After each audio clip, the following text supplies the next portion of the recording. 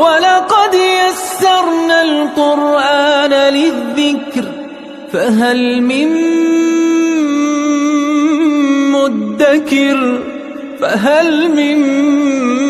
مُدَّكِرٍ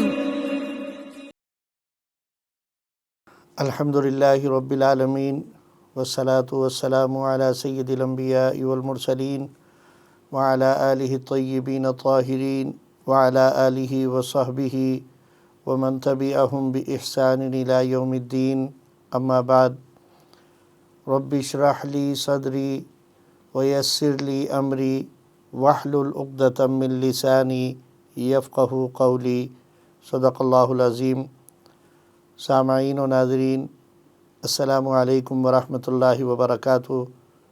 خلاصۃ القرآن کے حوالے سے آج یہ 10ویں نشست ہے، اور آج کی اس نشست میں ہم سورہ ہود کے 5ویں رکوع سے قرآن مجید کی تلاوت کردہ آیات ربانی کا مفہوم سمجھنے کی کوشش کرتے ہیں، اس دعا کے ساتھ کہ اللہ رب العزت ہمیں ایسا فہم اور ایسی سمجھ عطا فرمائے کہ ہم قرآن مجید فرقان حمید کی آیات کے ترجمے کو اور اس کے مفہوم کو سمجھ سکیں۔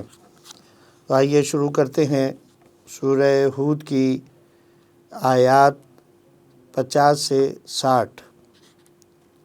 بسم اللہ الرحمن الرحیم۔ ارشاد باری تعالیٰ ہے وَإِلَىٰ عَادٍ أَخَاهُمْ هُودًا قَالَ يَا قَوْمِ اعْبُدُوا اللَّهَ مَا لَكُم مِّنْ إِلَٰهٍ غَيْرُهُ إِنْ أَنْتُمْ إِلَّا مُفْتَرُونَ۔ حضرت ہود علیہ السلام کے واقعے کا تذکرہ کنٹینیوشن میں ہے۔ کل کی آیات ربانی میں حضرت ہود علیہ السلام کا کچھ واقعہ ذکر ہوا تھا، اور اب تفصیل سے ان کی اور ان کی قوم کے حالات کو بیان کیا جا رہا ہے۔ اللہ رب العزت نے ارشاد فرمایا، یاد کریں جنہوں نے اپنے دور کی سپر پاور یعنی قوم عاد سے ٹکر لی تھی۔ یہ قوم ڈیل و ڈول اور جسمانی طاقت میں بہت زیادہ طاقتور تھی۔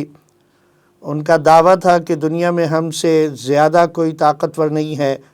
اللہ تعالیٰ نے فرمایا انہیں سوچنا چاہیے کہ جس اللہ نے انہیں بنایا ہے وہ یقیناً ان سے زیادہ طاقتور ہے۔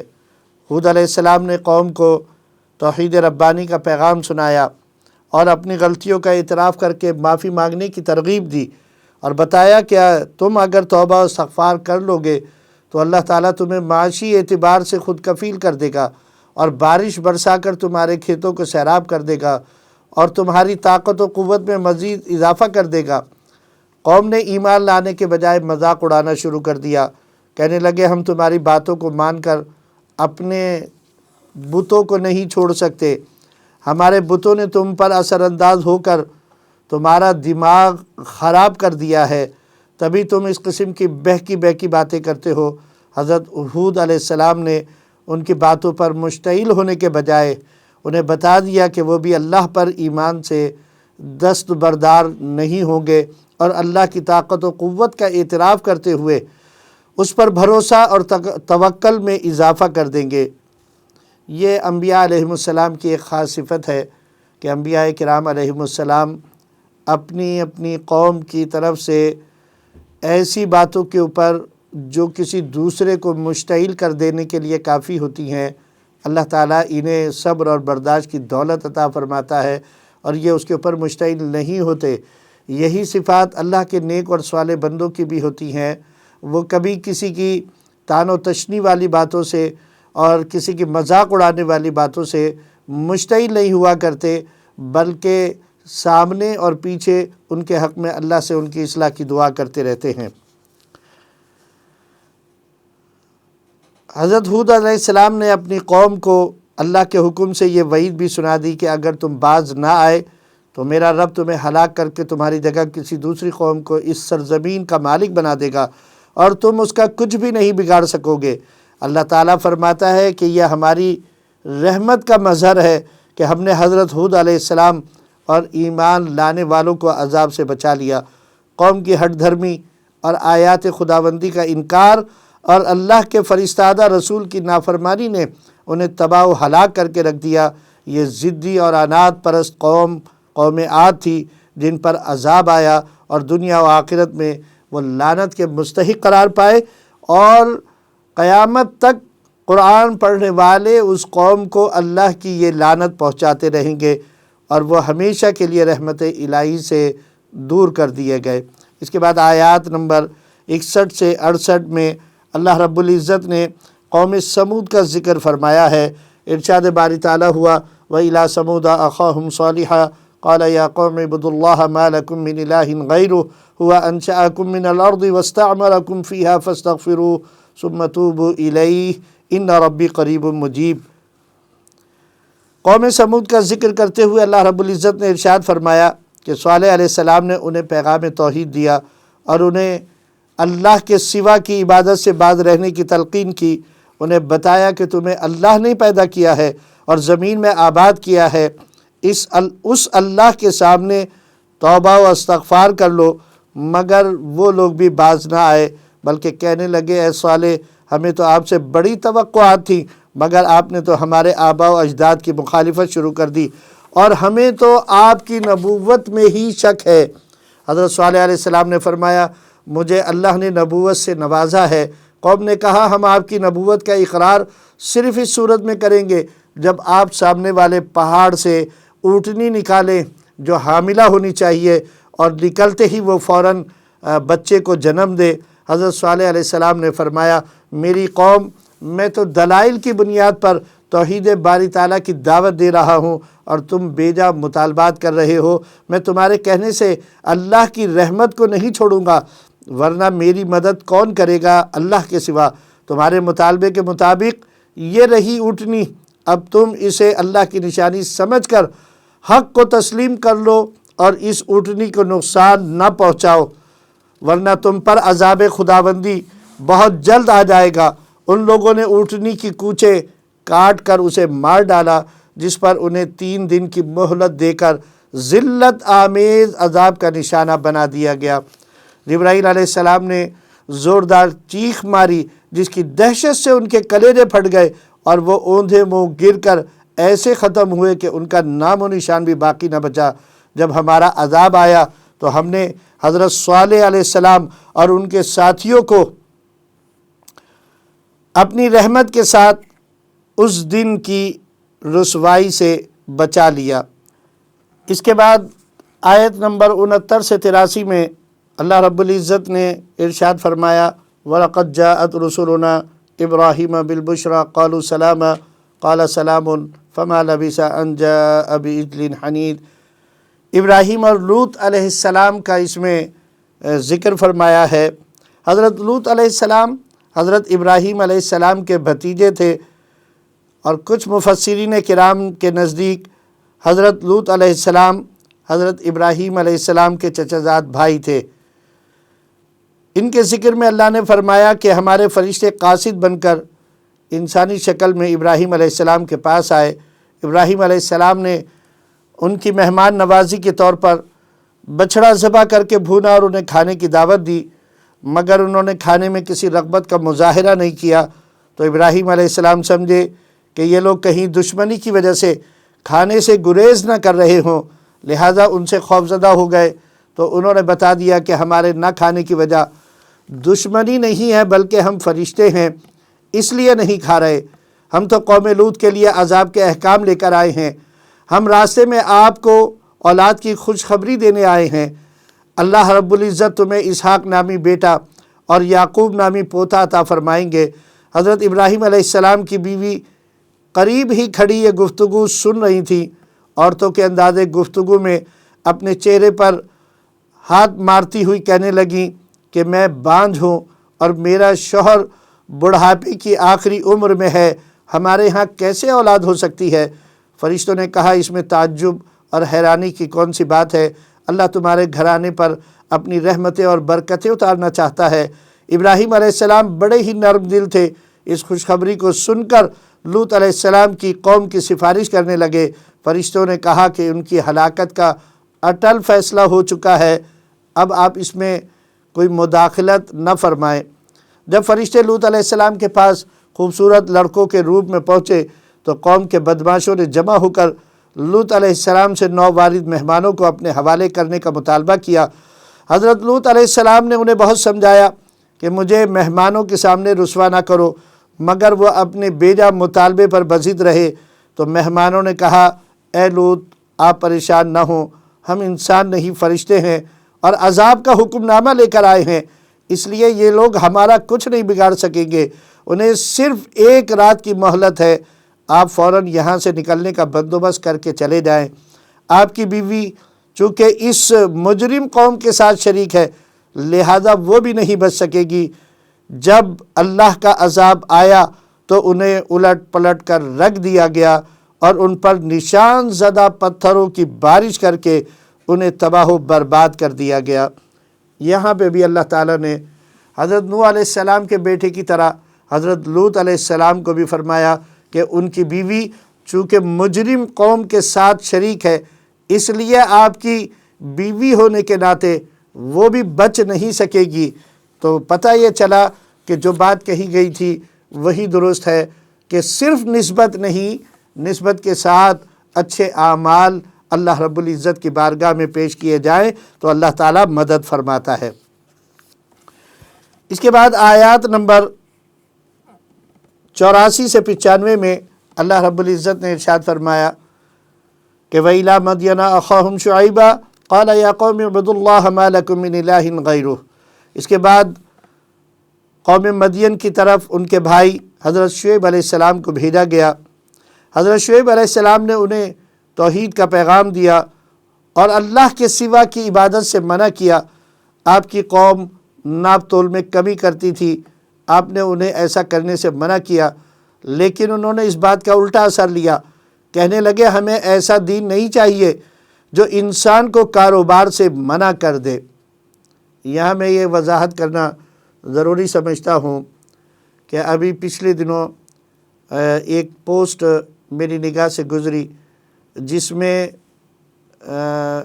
ایک کتاب کے اندر معاشی ترقی کے اندر رکاوٹ بننے والے اسباب کو بیان کیا گیا تھا، اور جو ہماری نوجوان نسل کو کالج لیول کے اوپر ان کو معاشیات کے حوالے سے پڑھائی جاتی ہے، اس کے اندر واضح طور پر یہ لکھا تھا کہ ایک سود جو ہے یہ بہت بڑی رکاوٹ ہے، اس لیے کہ باقی ساری دنیا کے لوگ سودی کاروبار کرتے ہیں، اور چونکہ ہم مسلمان ہیں اور ہمیں سود سے منع کیا گیا ہے اس لیے ہماری معاشی ترقی رکی ہوئی ہے کہ ہم اپنے کاروبار سے سود کو الامان الافیس۔ اس کے علاوہ خواتین کے پردے کو بھی انہوں نے اسی حوالے سے بیان کیا۔ اللہ تعالی ہمیں معاف فرمائے۔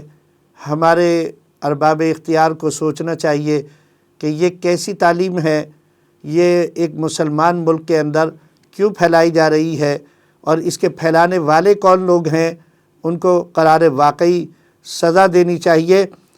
اور یہاں ایک دوسری جو خامی ہے جس کو ناپ تول میں کمی سے اللہ نے تعبیر کیا ہے، جو آج شاید ہمارے کاروباری حضرات اس کو کوئی جرم ماننے کے لیے اور اس کو برائی ماننے کے لیے تیار نہیں ہے، طرح طرح کے ہتھ کنڈوں کے ساتھ وہ کاروباری حضرات ناپ تول میں کمی کو اپنا شعار بنائے ہوئے ہیں۔ کہیں کپڑا ناپنے کے اندر ایسے طریقے اختیار کیے جاتے ہیں جو کہ اللہ کے حکم کے مطابق نہیں، کہیں وزن کے اندر کمی کے لیے باٹوں کے اندر اور پلڑوں کے اندر وزن لگا کر چپکا کر لوگوں کو نقصان پہنچایا جاتا ہے، اور کہیں پیٹرول پمپ والے مختلف طریقوں سے لوگوں کو نقصان پہنچاتے ہیں۔ یہ تمام کے تمام طریقے یہ حرام ہیں۔ مسلمانوں کو ایک طرف ایذا اور دوسری طرف اللہ کی نافرمانی کر رہے ہیں۔ یہاں قوم مدین کے بارے میں ان کا جو قصور تھا وہ صرف یہ بیان کیا گیا کہ ناپ تول میں وہ کمی کیا کرتے تھے، اور پھر ان کے ساتھ کیا ہوا آگے ہم دیکھتے ہیں کہ اللہ نے کیا ارشاد فرمایا۔ آپ نے فرمایا میری قوم اگر تم باز نہ آئے تو تم پر بھی قوم نوح، قوم ہود اور قوم صالح اور قوم لوط کی طرح عذاب آ سکتا ہے، اس لیے ان قوموں سے عبرت پکڑو اور اپنے رب کی طرف لوٹ آؤ۔ لیکن اہل مدین کے تیور نہ بدلے، آخرکار اس قوم پر اللہ کا عذاب آیا۔ شعیب علیہ السلام اور ان کے ساتھی جو ایمان لانے والے تھے وہ تو بچ گئے، لیکن باقی ظالم قوم پر اللہ نے خوفناک کڑک کی صورت میں ایسا عذاب بھیجا کہ سارے ظالم موت کی نیند سو گئے، اور ان کی برباد بستیوں کو دیکھ کر یوں محسوس ہونے لگا گویا یہاں کبھی کوئی آدمی بسا ہی نہیں تھا۔ اس کے بعد پھر آیات نمبر 96 سے 109 میں اللہ رب العزت نے ارشاد فرمایا، وَلَقَدْ أَرْسَلْنَا مُوسَىٰ بِآيَاتِنَا وَسُلْطَانٍ مُّبِينٍ إِلَىٰ فِرْعَوْنَ وَمَلَئِهِ فَاتَّبَعُوا أَمْرَ فِرْعَوْنَ وَمَا أَمْرُ فِرْعَوْنَ بِرَشِيدٍ۔ قوم فرعون کا ذکر کیا کہ ہم نے موسیٰ علیہ السلام کو کھلی نشانیاں دے کر فرعون اور اس کے سرداروں کی طرف بھیجا، مگر انہوں نے موسیٰ علیہ السلام کو جھٹلایا اور فرعون کے حکم کی پیروی کری۔ قیامت کے دن وہ اپنی قوم کے آگے آگے ہوگا اور اس کی سرداری میں اس کے پیروکاروں کو بھی اللہ رب العزت دوزخ میں ڈال دے گا۔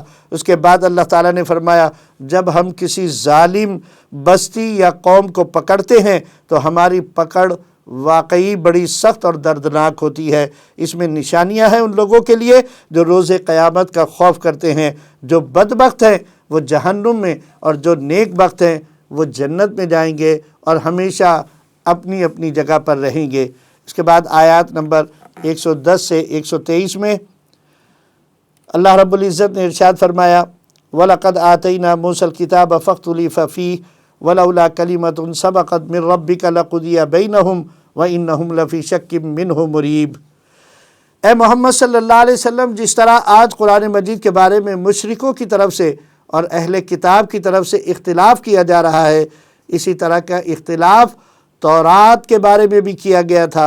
اگر ایک بات طے نہ ہوتی تو ان کے اختلاف کرنے والوں کا فیصلہ کبھی کا چکا دیا جاتا، یعنی ہمارے عذاب کا ایک وقت مقرر ہے۔ یہ لوگ قرآن کے بارے میں شک میں مبتلا ہیں، ان کو ان کے اعمال کا پورا بدلہ ملے گا۔ آپ اپنے ساتھیوں سمیت سیدھے راستے پر ثابت قدم رہیں اور ان ظالموں کی طرف ذرا بھی نہ جھکیں، اور دن کے دونوں سروں اور رات کی گھڑیوں میں نماز قائم کریں۔ نیکیاں برائیوں کو مٹا دیتی ہیں، صبر کریں، اللہ نیکی کرنے والوں کا اجر کبھی ضائع نہیں کرتا۔ نیکیاں برائیوں کو مٹا دیتی ہیں۔ نبی کریم صلی اللہ علیہ وسلم نے ارشاد فرمایا، جب تم سے کوئی خطا ہو جائے فوراً کوئی نیک کام کرو، تمہارا وہ نیک کام تمہاری اس برائی کو مٹا دے گا۔ یہاں ایک حدیث اپنے اور آپ کے عمل کے لیے اور فائدے کے لیے بیان کرنا چاہتا ہوں کہ نبی کریم صلی اللہ علیہ وسلم نے ارشاد فرمایا کہ جب تم رات کو سونے کے لیے اپنے بستروں پر جاؤ تو 33 مرتبہ سبحان اللہ، 34 مرتبہ اللہ اکبر اور 33 مرتبہ الحمدللہ پڑھ لیا کرو۔ تمہارا اعمال کے اندر یہ اس کی حکمت یہ بیان فرمائی کہ اس کے ذریعے سے ہوگا یہ کہ اللہ تعالیٰ نے ایک اصول فرشتوں کو دے دیا ہے۔ یہ جو ہمارے کرامن کاتبین جو ہمارے اعمال لکھنے پر مامور ہیں، 12 گھنٹے ایک آتا ہے اور 12 گھنٹے کے بعد دوسری ٹیم آتی ہے۔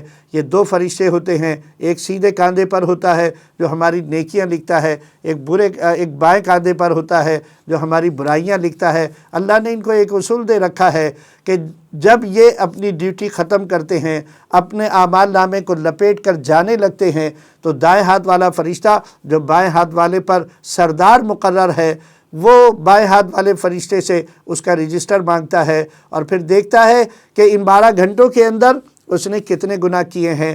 ایک گناہ جو ہوتا ہے اس کا، وہ اس کو دیکھتا ہے اور پھر اپنے رجسٹر کو کھولتا ہے اور دیکھتا ہے کہ اس نے دن میں کتنی نیکیاں کی ہیں۔ ایک نیکی کے عوض میں 10 گناہ ختم کر دیتا ہے۔ پھر دوسری نیکی دیکھی جاتی ہے، 10 اور گناہ ختم کر دیے جاتے ہیں۔ تیسری نیکی دیکھی جاتی ہے، 10 اور گناہ ختم کر دیے جاتے ہیں۔ اس کے معنی یہ ہوئے کہ اللہ کے رسول صلی اللہ علیہ وسلم نے ہمیں ایک اصول دے دیا کہ تم رات کو سوتے وقت اپنے حساب و کتاب کو برابر کر لیا کرو، یا اپنے لیے نیکیوں کا ذخیرہ جمع کر کے سویا کرو۔ تم اگر یہ 100 مرتبہ اللہ کے پاک کلمات، جس میں اللہ کی پاکی یعنی سبحان اللہ، اللہ اکبر اللہ کی بڑائی، اور الحمدللہ اللہ کی تعریف و توصیف ہے، ہر ایک کلمے کے بدلے میں 10 گناہ معاف ہوں گے، تو اس طریقے سے دن بھر کے اندر جتنے گناہ کیے ہوں گے ہمارا حساب اللہ ہلکا کر دے گا۔ اس کے سبب سے اللہ تعالیٰ مجھے اور آپ کو عمل کی توفیق عطا فرمائے۔ اللہ تعالیٰ نے فرمایا کہ صبر کریں، اللہ نیکی کرنے والوں کا اجر کبھی ضائع نہیں کرتا۔ پھر ارشاد فرمایا پہلی قوموں میں ایسے اہل خیر کم ہی پیدا ہوئے جو لوگوں کو زمین میں فساد برپا کرنے سے روکتے۔ اللہ کا طریقہ یہ نہیں کہ لوگ اصلاح میں مصروف ہوں اور وہ انہیں ہلاک کر دے۔ اللہ چاہتا تو سب کو سیدھے راستے پر قائم کر دیتا، لیکن لوگ اختلاف کرتے رہیں گے سوائے ان کے جن پر تیرے رب نے رحم فرمایا۔ اس کے بعد آگے فرمایا سیدھے راستے سے اختلاف کرنے والے جنوں اور انسانوں سے جہنم بھر دی جائے گی۔ اے محمد صلی اللہ علیہ وسلم، آپ کو یہ پیغمبروں کے قصے اس لیے سنائے جاتے ہیں کہ آپ کا دل مضبوط ہو جائے، حقیقت کا علم حاصل ہو اور ایمان والے اس سے نصیحت حاصل کریں۔ ایمان نہ لانے والوں سے کہہ دیں کہ تم اپنا کام کرتے رہو، ہم اپنا کام کرتے رہیں گے، انجام کا تم بھی انتظار کرو، ہم بھی منتظر ہیں۔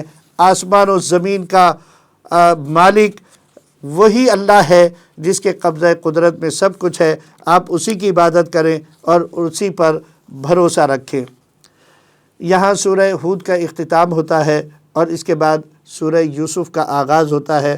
سورہ یوسف مکی صورت ہے، اس میں 12 رکوع اور 111 آیات ہیں۔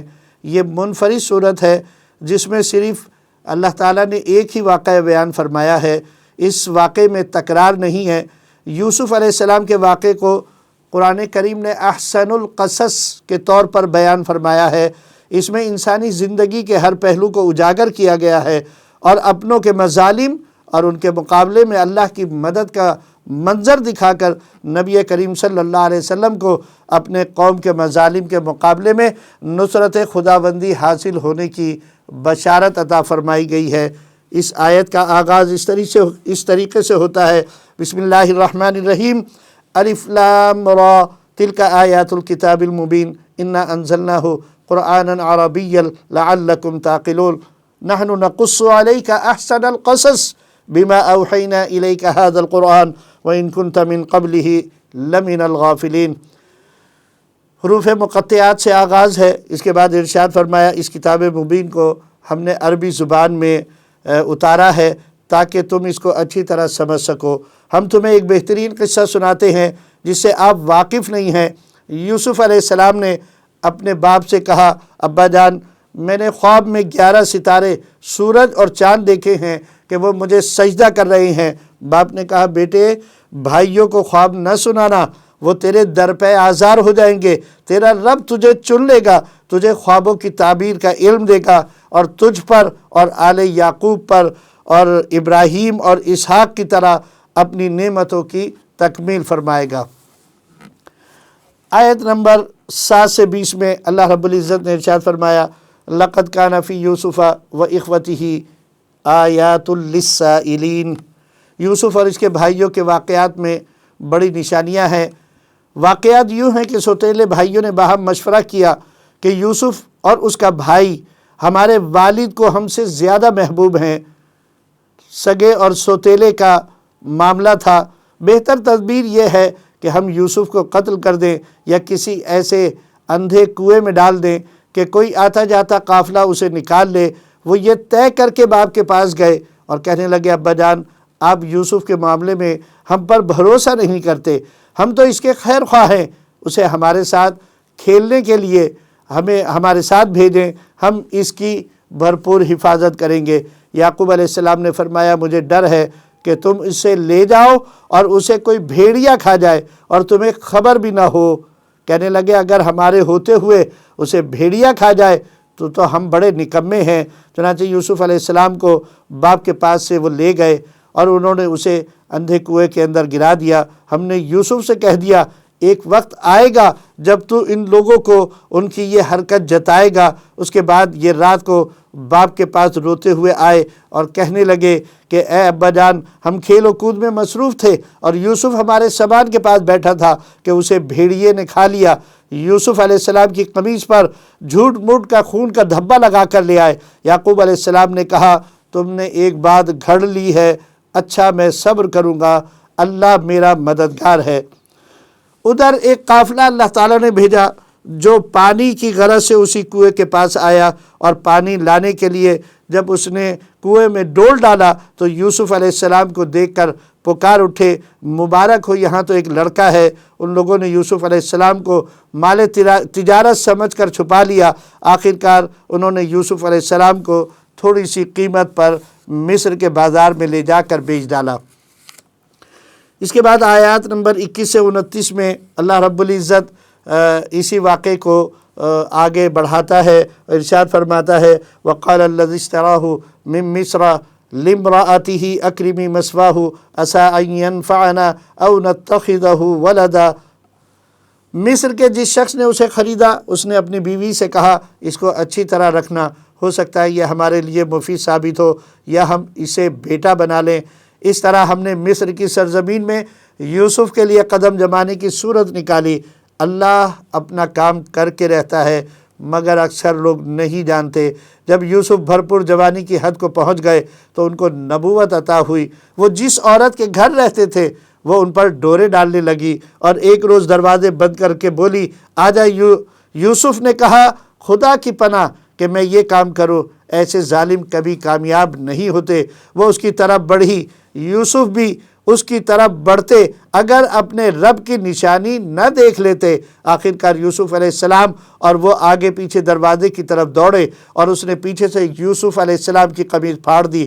دروازے پر اس عورت کا شوہر موجود تھا، اسے دیکھتے ہی کہنے لگی کیا سزا ہے اس شخص کی جو تیرے گھر والی پر نیت خراب کرے؟ ایسا شخص قید یا سخت سزا کا مستحق ہے۔ یوسف علیہ السلام نے کہا اس نے مجھے پھانسنے کی کوشش کی تھی۔ اس عورت کے گھر والوں میں سے ایک نے شہادت دی کہ اگر یوسف کی قمیص کو دیکھا جائے، اگر یوسف کی قمیص آگے سے پھٹی ہے تو عورت سچی ہے اور یہ جھوٹا ہے، اور اگر اس کی قمیص پیچھے سے پھٹی ہو تو عورت جھوٹی ہے اور یہ سچا ہے۔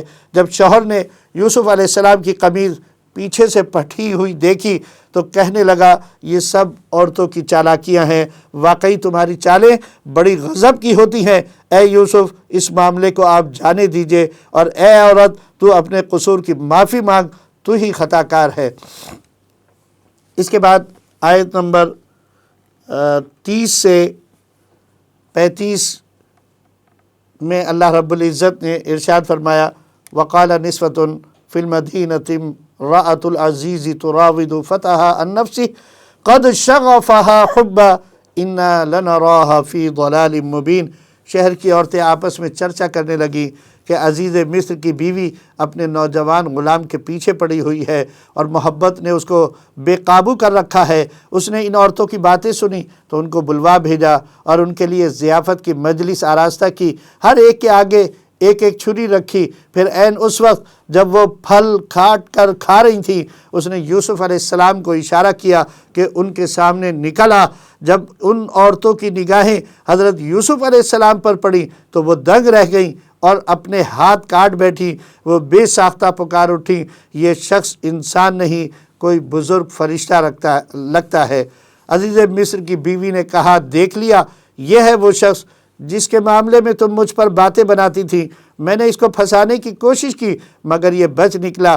اگر اس نے اب بھی میرا کہنا نہ مانا تو قید کیا جائے گا اور بہت ذلیل ہوگا۔ یوسف علیہ السلام نے کہا اے میرے رب مجھے قید منظور ہے بنسبت اس کام کے جس کی طرف یہ مجھے دعوت دے رہی ہے۔ اگر تو نے میری مدد نہ کی تو میں ان کے جال میں پھنس جاؤں گا۔ حضرت یوسف علیہ السلام کی دعا کو اللہ رب العزت نے قبول فرمایا، وہ ان کے فریب سے بچ گئے اور ایک مدت تک کے لیے قید کر دیے گئے۔ آیات نمبر 36 سے 42 کے اندر اللہ رب العزت نے ارشاد فرمایا وَدَخَلَ مَعَهُ السِّجْنَ فَتَيَانِ قَالَ أَحَدُهُمَا إِنِّي أَرَانِي أَعْصِرُ خَمْرًا۔ حضرت یوسف علیہ السلام کے ساتھ دو نوجوان بھی اس قید خانے میں داخل ہوئے۔ ایک روز ان میں سے ایک نے یوسف علیہ السلام سے کہا کہ میں نے خواب میں دیکھا ہے کہ میں شراب کشید کر رہا ہوں۔ دوسرے نے کہا میں نے دیکھا ہے کہ میرے سر پر روٹیاں رکھی ہیں اور پرندے کھا رہے ہیں۔ دونوں نے کہا کہ ہمیں ہمارے خوابوں کی تعبیر بتائیے۔ آپ نے فرمایا میں تمہیں جلد ان خوابوں کی تعبیر بتا دوں گا۔ یہ علم ان علوم میں سے ہے جو میرے رب نے مجھے عطا فرمائے ہیں۔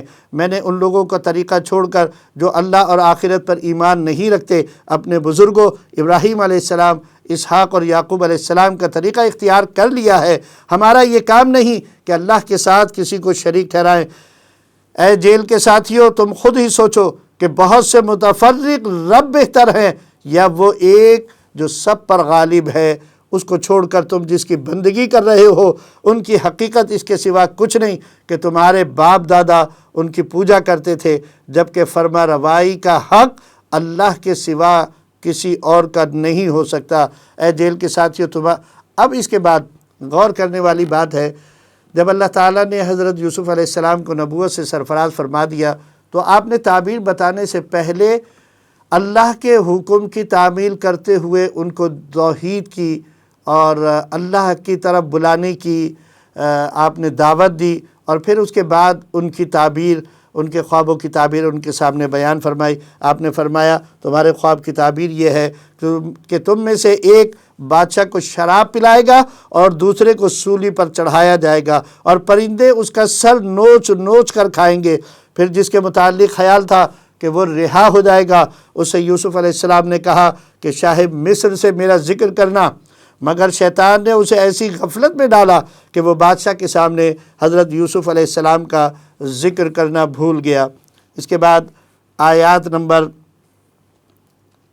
43 سے 49 میں اللہ رب العزت نے ارشاد فرمایا وقال الملک انی ارى 7 بقرات سمان یاکلوہن 7 عجاف و7 سنبلات خضر واخر یابسات۔ اب اللہ نے حضرت یوسف علیہ السلام کی رہائی کی تدبیر یہ فرمائی کہ بادشاہ کو ایک خواب دکھایا کہ اس نے دیکھا کہ 7 موٹی گائیں ہیں جنہیں 7 دبلی پتلی گائیں کھا رہی ہیں، اور اناج کی 7 بالیں ہری ہیں اور دوسری 7 خشک ہیں۔ بادشاہ نے اہل دربار سے تعبیر پوچھی تو وہ کہنے لگے یہ تو پریشان خوابیں ہیں۔ جیل سے رہا شدہ قیدی کو مدت دراز کے بعد حضرت یوسف علیہ السلام کی یاد آئی۔ جب اس نے بادشاہ کا یہ خواب سنا، اس نے کہا مجھے قید خانہ بھیجیے، میں تعبیر پوچھ کر آتا ہوں۔ اس نے یوسف علیہ السلام کو جا کر خواب کی تعبیر پوچھی تو آپ نے فرمایا 7 برس تک لگاتار تم کھیتی باڑی کرتے رہو، اس دوران جو فصلیں تم کاٹو ان میں سے اتنا حصہ جو تمہاری خوراک کے کام آئے نکالو اور باقی کو ان بالیوں میں ہی رہنے دو۔ پھر 7 برس قحط سالی کے آئیں گے، اس زمانے میں وہ غلہ کام آئے گا، اگر کچھ بچے گا تو بس وہی جو تم نے محفوظ کر رکھا ہوگا۔ اس کے بعد 1 سال ایسا آئے گا جس میں خوب بارش ہوگی۔ اس کے بعد آیات نمبر 50 سے 52 میں یہ ارشاد باری تعالیٰ ہے کہ وقال الملک ائتونی بہ فلما جاءہ الرسول قال ارجع الی ربک فاسألہ ما بال النسوة اللاتي قطعنا ایدیہن ان ربی بکیدہن علیم۔ بادشاہ تعبیر سن کر بہت متاثر ہوا، اس نے کہا یوسف کو میرے پاس لاؤ۔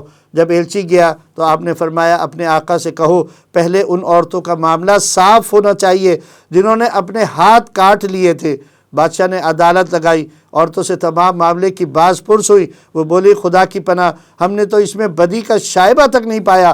عزیز مصر کی بیوی بولی اب حق کھل چکا ہے، واقعی وہ سچا ہے، میں نے ہی اس کو گمراہ کرنے کی کوشش کی تھی۔ یوسف علیہ السلام نے کہا یہ تحقیق اس لیے تھی تاکہ عزیز مصر جان لے کہ میں نے پیٹھ پیچھے اس کی خیانت نہیں کی، بے شک اللہ تعالیٰ دغا بازوں کا فریب نہیں چلنے دیتا۔ یہاں 12واں سپارہ اختتام کو پہنچا اور 13ویں سپارے کی ابتدا ہو رہی ہے۔ اس پارے میں 19 رکوع اور 1 آیت ہے، 6 رکوع تک سورہ یوسف ہے، اس کے بعد سورہ رعد رکوع نمبر 12 تک، پھر سورہ ابراہیم کے 7 رکوع اور آخر میں 1 آیت سورۃ الحجر کی ہے۔ کنٹینیوشن میں سورہ یوسف چل رہی ہے۔ آیات نمبر 53 سے 57 میں اللہ رب العزت نے ارشاد فرمایا وَجَاءَ إِخْوَةُ يُوسُفَ فَدَخَلُوا عَلَيْهِ فَعَرَفَهُمْ وَهُمْ لَهُ مُنْكِرُونَ۔ حکومت وقت کی مدعیت میں درج ہونے والے مقدمے سے باعزت بری ہونا ایک بہت بڑا اعزاز تھا۔ جو خود پسندی اور عجب میں مبتلا کر سکتا تھا، اس لیے حضرت یوسف علیہ السلام نے فرمایا کہ گناہ سے بچنے میں میرا کوئی ذاتی کمال نہیں بلکہ اللہ کا فضل و کرم شامل حال تھا۔ اب بادشاہ نے کہا کہ اب معاملہ بالکل صاف ہو چکا ہے، وہ بے گناہ ہیں، انہیں لاؤ، میں انہیں اپنے لیے مخصوص کر لوں گا، یعنی ان کو اپنا وزیر مقرر کروں گا۔ بادشاہ کے ساتھ گفتگو ہوئی تو یوسف علیہ السلام نے کہا کہ ملک کے خزانے میرے سپرد کر دیجئے، میں حفاظت کرنے والا بھی ہوں اور علم بھی رکھتا ہوں۔ اس طرح اللہ تعالیٰ نے سرزمین مصر میں یوسف علیہ السلام کو اقتدار عطا فرمایا۔ اللہ تعالیٰ کسی نیکوکار کا اجر ضائع نہیں کرتا۔ آیات نمبر 58 سے 68 میں اللہ رب العزت نے ارشاد فرمایا وَلَمَّا دَخَلُوا عَلَى يُوسُفَ آوَى إِلَيْهِ أَخَاهُ قَالَ إِنِّي أَنَا أَخُوكَ فَلَا تَبْتَئِسْ بِمَا كَانُوا يَعْمَلُونَ۔ جب قحط پڑا تو حضرت یوسف علیہ السلام کے بھائی پریشان ہو کر غلہ لینے کے لیے مصر آئے۔ یوسف علیہ السلام نے انہیں پہچان لیا مگر وہ یوسف علیہ السلام کو نہ پہچان سکے۔ حضرت یوسف علیہ السلام نے ان کا سامان تیار کرا دیا اور چلتے وقت ان سے کہا کہ اپنے سوتیلے بھائی کو میرے پاس لانا، دیکھو میں غلہ پورا دیتا ہوں اور مہمان نواز ہوں، اگر تم اسے نہ لائے تو میرے قریب نہ پھٹکنا۔ انہوں نے کہا ہم کوشش کریں گے کہ اپنے والد کو اسے بھیجنے پر راضی کر لیں۔ یوسف علیہ السلام نے ان کی ادا کی ہوئی رقم بھی ان کی بوریوں میں رکھوا دی تاکہ وہ پھر دوبارہ لوٹ کر آئیں۔ جب یوسف علیہ السلام کے بھائی اپنے والد کی خدمت میں واپس لوٹے تو ان سے کہا ابا جان آئندہ ہمارے بھائی کو ہمارے ساتھ بھیجیں کیونکہ ہمیں اس کے بغیر غلہ نہیں ملے گا۔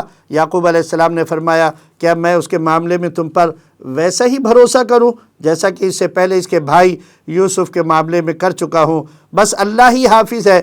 جب سامان انہوں نے اپنا کھولا تو دیکھا رقم بھی غلے کے درمیان موجود تھی۔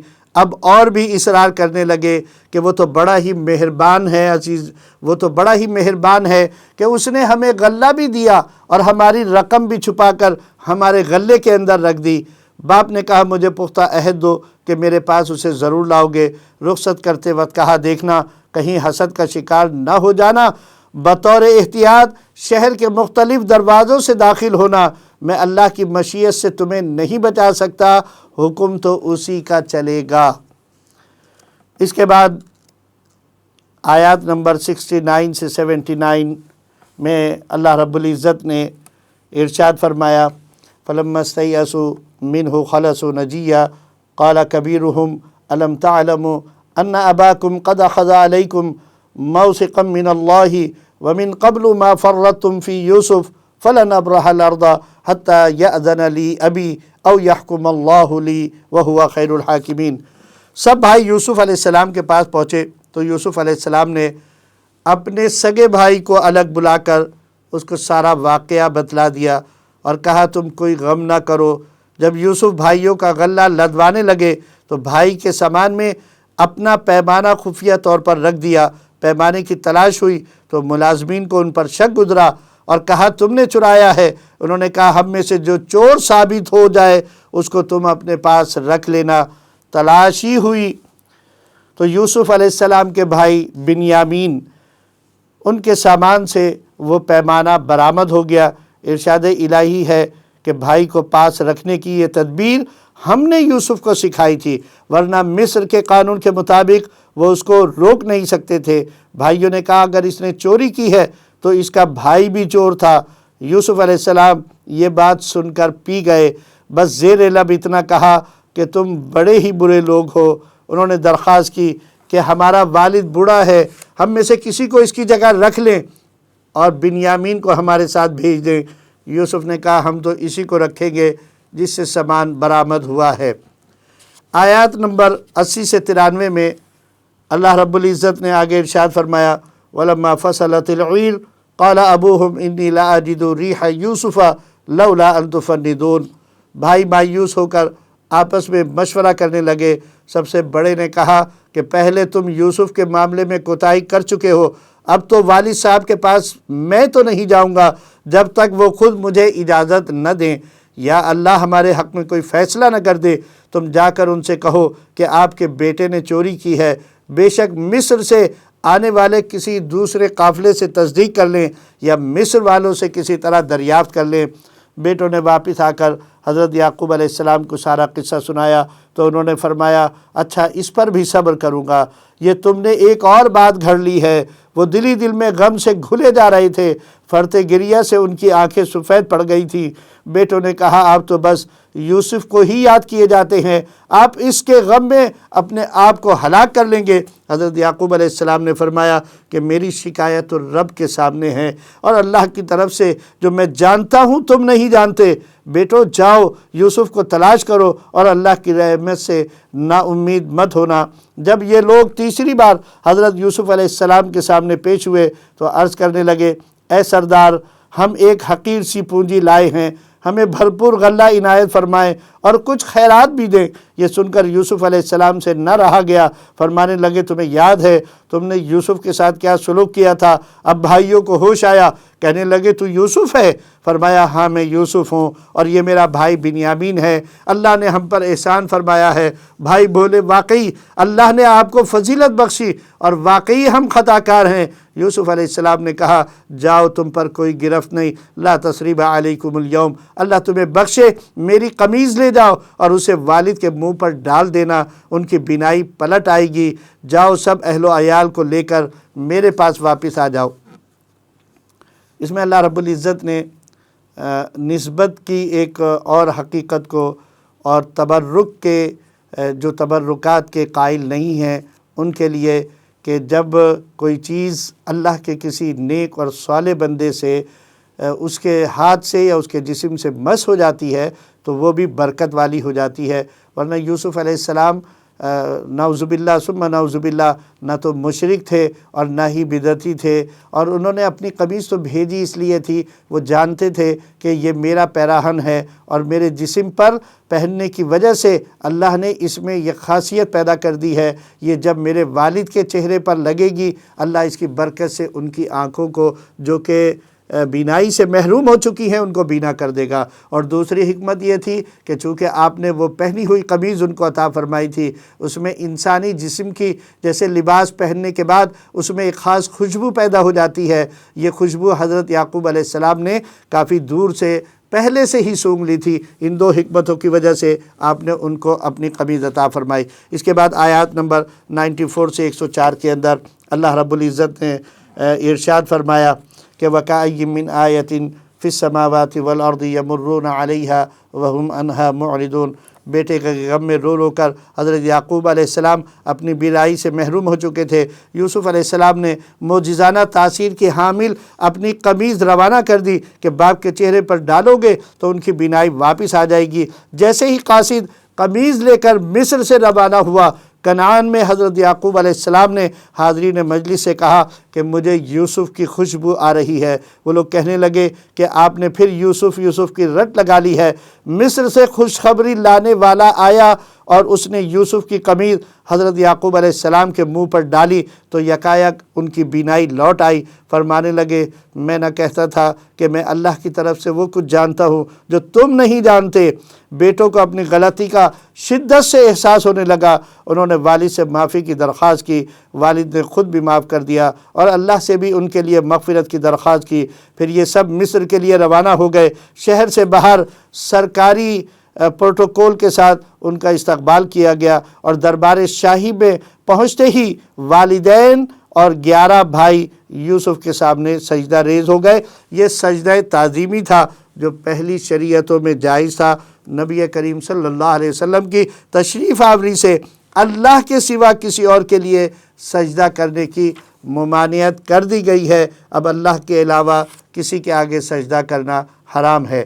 یوسف علیہ السلام نے اپنے خواب کی عملی تعبیر پالی اور تشکر آمیز جذبات سے اللہ کے حضور دست بدعا ہو گئے کہ اے اللہ تو نے مجھے نبوت و حکمرانی سے سرفراز فرمایا اور میرے جان کے دشمن بھائیوں کے دل صاف کر کے انہیں میرے ساتھ ملایا، تو ہی میرا سرپرست اور ولی ہے۔ مجھے اسلام پر ثابت قدم رکھ اور اپنے نیکوکار بندوں میں شامل رکھ۔ اس واقعے میں بہت سے دروس اور عبرتیں موجود ہیں۔ باپ کی محبت، بھائیوں کی عداوت، اندھے کنویں سے شاہی محل، وہاں سے جیل، اور پھر اقتدار مصر پر فائز ہو کر والدین اور بھائیوں کے سامنے سرخروئی، اس سارے منظر میں مکہ مکرمہ کے اندر حضور علیہ الصلاۃ والسلام اور اپنوں کے مظالم کا شکار آپ کے ساتھیوں کے لیے اللہ نے بشارت رکھی تھی کہ آپ پریشان نہ ہوں۔ جس طرح اللہ نے یوسف علیہ السلام کے سگے بھائی، ایک باپ والے جو ان کے بھائی تھے، جن کے دلوں میں ان کی عداوت پیدا ہو گئی تھی، ان کو کیسے یوسف علیہ السلام کے سامنے اللہ رب العزت نے ان کو جھکایا اور یوسف علیہ السلام کو سرخروئی عطا فرمائی۔ اے نبی، آپ کو بھی اللہ تعالیٰ ان کے مقابلے میں کامیابی عطا فرمائے گا، اور آپ کے ساتھیوں کے لیے بھی اس میں بشارتیں موجود ہیں۔ اور یہ بشارت دی تھی اس میں کہ ایک دن مشرکین مکہ بھی آپ کے سامنے جھکنے پر مجبور ہوں گے، اور ایسا ہی ہوا جب کعبۃ اللہ کی دہلیز پر کھڑے ہو کر فتح مکہ کے موقع پر حضور اکرم صلی اللہ علیہ وسلم نے یوسف علیہ السلام والا جملہ کہا کہ لا تثریب علیکم اليوم، آج تم پر کوئی گرفت یا انتقامی کارروائی نہیں ہوگی، یہ کہہ کر اپنی قوم کو معاف کرنے کا اعلان فرمایا۔ ارشاد الہی ہے پیغمبر صلی اللہ علیہ وسلم، یہ غیب کی خبریں ہیں جو ہم نے آپ کی طرف وحی کی ہیں۔ آپ کے منکر نہ مانیں تو آپ کو غم نہیں کرنا چاہیے، آپ ان سے کوئی مزدوری تو نہیں مانگ رہے، قرآن دنیا والوں کے لیے نصیحت ہے۔ اس کے بعد آیت نمبر 105 سے 111 میں اللہ رب العزت نے ان واقعات کو بیان کرنے کی مقصدیت کی طرف توجہ دلائی ہے۔ ارشاد فرمایا، زمین و آسمان میں کتنی ہی نشانیاں ہیں جن پر سے یہ لوگ گزرتے ہیں اور ذرا توجہ نہیں دیتے، یہ اللہ کو مانتے ہوئے اس کے ساتھ دوسروں کو شریک ٹھہراتے ہیں۔ کیا انہیں خیال نہیں آتا کہ انہیں بے خبری میں اللہ کا عذاب پکڑ لے گا؟ آپ ان سے صاف کہہ دیں، میرا یہی راستہ ہے کہ میں پورے شعور اور یقین کے ساتھ اللہ کی طرف تمہیں بلاتا ہوں، اور میں مشرکوں میں سے نہیں ہوں۔ جتنے پیغمبر بھیجے گئے سب انسان تھے۔ ارشاد خداوندی ہے کہ یہ منکرین حق زمین میں چلتے پھرتے تو انہیں پہلی قوموں کا انجام نظر آتا، اور یہ کہ آخرت کا اچھا انجام اللہ نے متقیوں کے لیے رکھا ہے۔ انبیاء کرام پر ایسا وقت بھی آیا کہ وہ کافروں کے ایمان لانے سے مایوس ہو گئے تو ان تک ہماری مدد آ پہنچی، اور یاد رکھو مجرموں سے ہمارا عذاب نہیں ٹلا کرتا۔ قرآن مجید فرقان حمید نے اس پورے قصے کو بیان کرنے کے بعد اس کی مقصدیت کی طرف روشنی ڈالی، اور اس نے یہ ارشاد فرمایا کہ قرآن کریم قصے کہانیاں سنا کر جی نہیں بہلاتا، بلکہ تاریخی واقعات سے اپنے ماننے والوں کی تربیت کرتا ہے، اور مسلمانوں کو اس سے ہدایت اور رحمت کی دولت میسر آتی ہے۔ اس عظیم قصے کے بیان کے بعد کفار کے اس قول کی تردید کر دی گئی کہ یہ کلام خود نبی کریم صلی اللہ علیہ وسلم اپنی طرف سے پیش کرتے ہیں۔ فرمایا، تم خود سوچو، ایک امی نبی جو کسی سے جس نے پڑھنا لکھنا نہیں سیکھا، کسی صاحب علم کے پاس اس کی نشست و برخاست نہیں ہوئی، وہ اس واقعے کو اللہ تعالیٰ کی وحی کے بغیر کیوں کر اس عمدگی کے ساتھ پیش کر سکتا ہے؟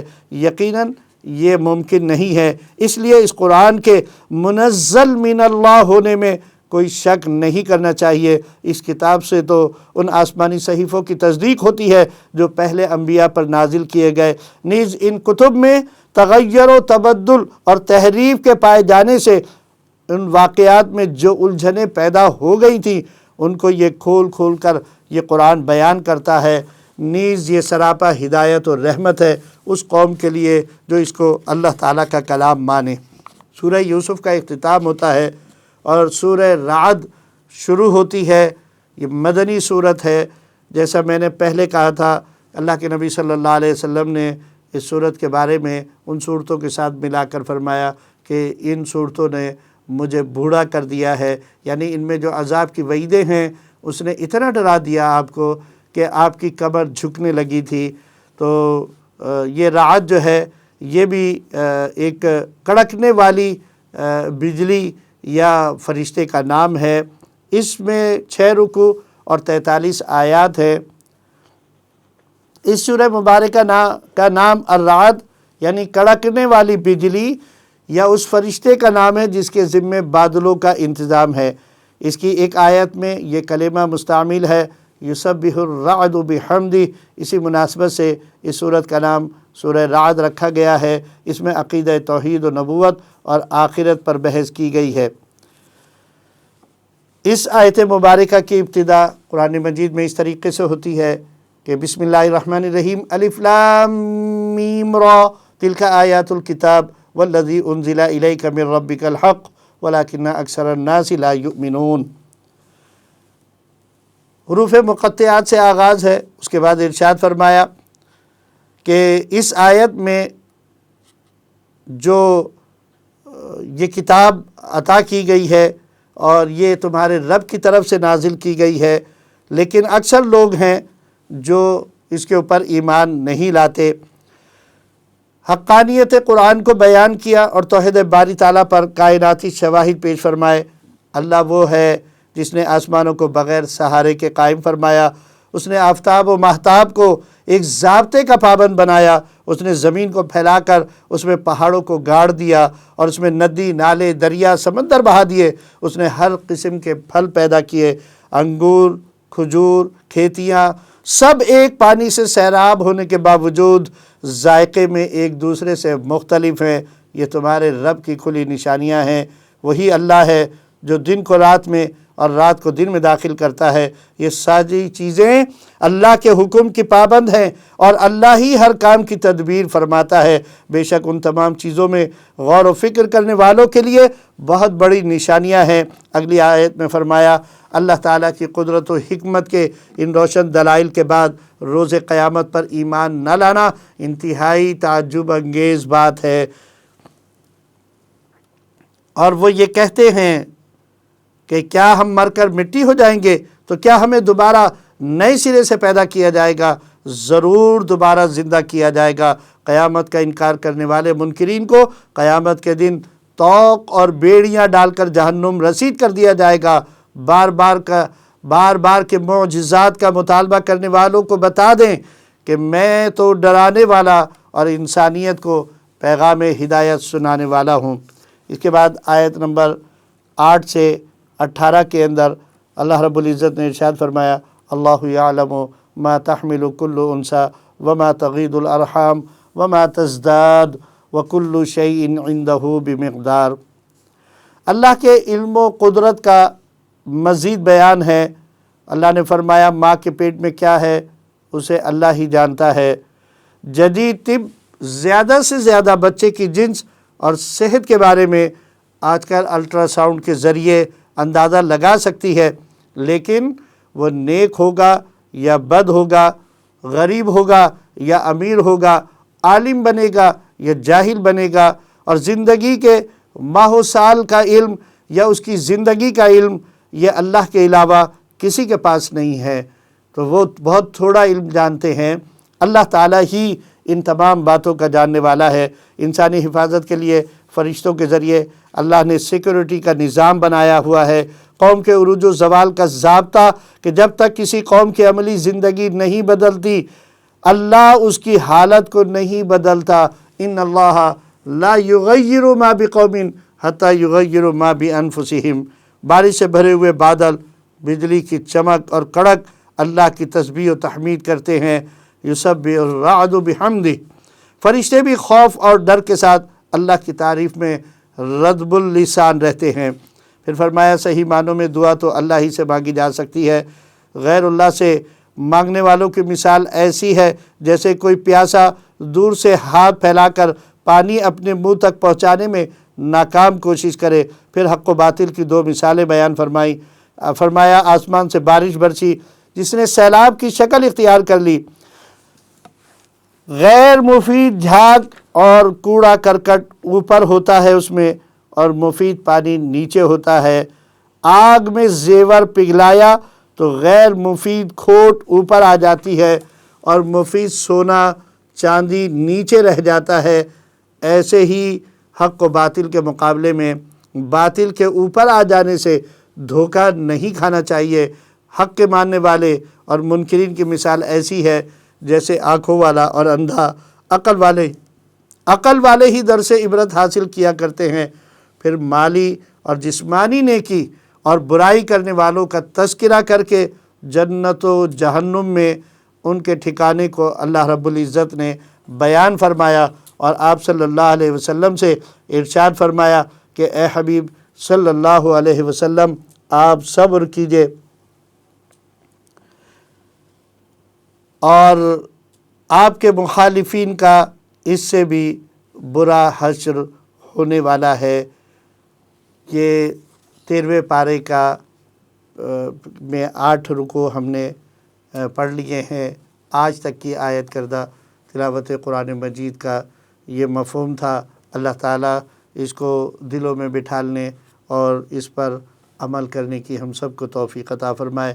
وما توفیق الا باللہ وما علینا الا البلاغ المبین۔ السلام علیکم ورحمۃ اللہ وبرکاتہ۔